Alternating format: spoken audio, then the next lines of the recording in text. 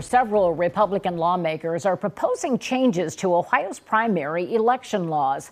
NBC4 State House reporter Natalie Fahmy tells us why this could change the way you vote.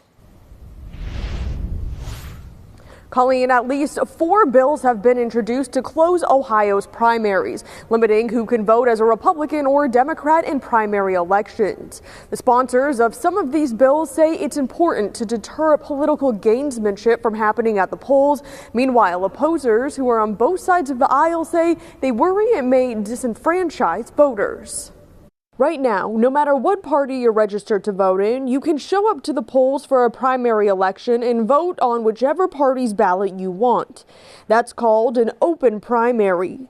4 separate bills aim to change that. Our belief is this will help deter those who intend to manipulate the results of our primaries. I'm concerned about disenfranchising the truly independent voter. Of the state's 8 million voters, about 5.5 million are unaffiliated, meaning if Ohio goes to a closed primary system, those voters would have to establish which political party they want to vote in ahead of time. I look at closed primaries as just one more effort to restrict voters. House Bill 208 and Senate Bill 147 would allow party registration up to 30 days before the election. We don't want to disenfranchise unaffiliated voters, and this year they might decide to vote Republican, and next year they might decide to vote Democrat. The shorter the time period, the more shenanigans can happen. That's Representative Beth Lear. She's sponsoring House Bill 437, which would require registration 90 days before the election.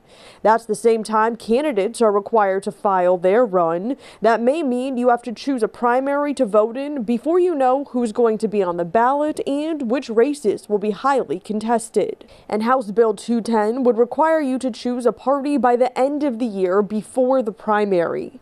In a statement, a spokesperson for the Secretary of State says he has long supported the idea and appreciates the legislature's willingness to advance this conversation. But House Speaker Jason Stephens says he sees the pros to an open primary in his district. He says while he'll wait to see how the hearings play out, he does not see political gamesmanship being an issue. Maybe 1 or 2 somebody that, make gamesmanship or whatnot, but I think, at the end of the day, people will identify with whatever primary or with whatever party, or they may just identify that they don't want to vote in either one of the primaries.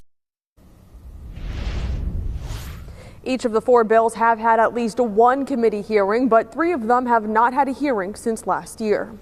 Local for you at the State House, I'm Natalie Fahmy, NBC4.